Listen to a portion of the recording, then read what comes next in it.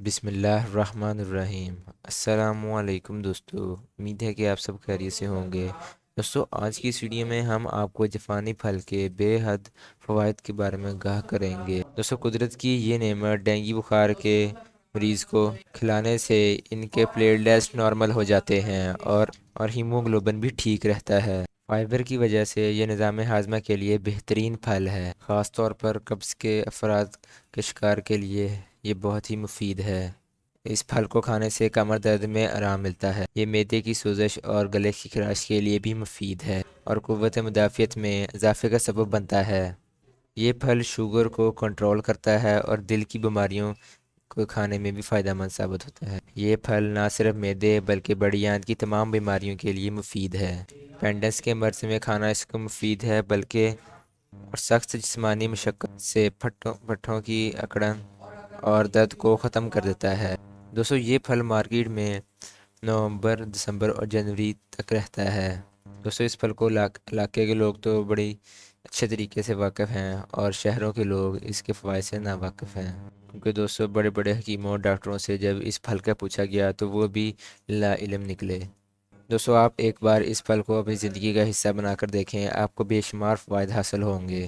دوستو جاپانی پھل آنکھوں کے لیے ایک بہترین پھل ہے، کیونکہ اس میں وٹامن اے اور ایسے اینٹی آکسیڈنٹ پائے جاتے ہیں جو آنکھوں کی صحت کے لیے ضروری ہیں۔ اس کی وجہ یہ ہے کہ وٹامن اے بینائی کے مختلف افعال میں مدد دیتا ہے، جبکہ اس پھل میں ایک اور بھی پروٹین بھی بینائی کے لیے اہم سمجھا جاتا ہے، اور اس کے علاوہ جاپانی پھل میں کیٹونائڈز آکسیڈنٹ پائے جاتے ہیں جو صحت مند بینائی کے لیے فائدہ مند ہیں۔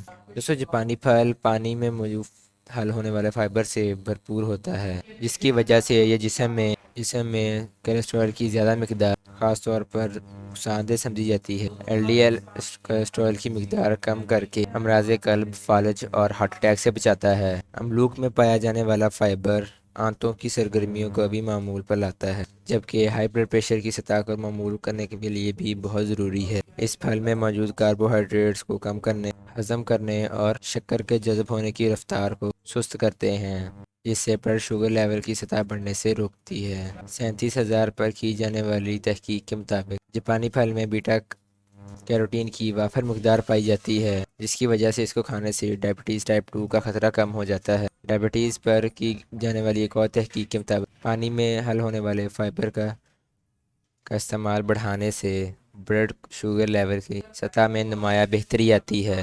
دوستو جاپانی پھل فلیونائڈ سے بھرپور ہونے کی وجہ سے عمر بڑھنے کی وجہ سے ہونے والی جسمانی کمزوری اور پھیپھڑوں کے کینسر سے مفید سمجھا جاتا ہے، جبکہ بیٹا کیروٹین کی موجودگی کے باعث اس پھل کو کھانے سے دل کے امراض اور کینسر، شوگر اور بلڈ پریشر کا خطرہ بھی کم ہو جاتا ہے۔ جبکہ ایک تحقیق میں دریافت کیا گیا تھا کہ بیٹا کیروٹین کا زیادہ استعمال ڈائبٹیز ٹائپ 2 میں خطرہ ہونے سے بچاتا ہے، اور فلیونائڈ سے بھرپور جاپانی پھل بلڈ پریشر اور نقصان دہ کولیسٹرول سے اس کی سطح کو کم کر کے نہ صرف دل کی صحت کو بہتر بناتا ہے، اور اس کے علاوہ اس میں ایک مخصوص غذائی جز خاص طور پر بلڈ پریشر کی سطح میں کمی لاتا ہے۔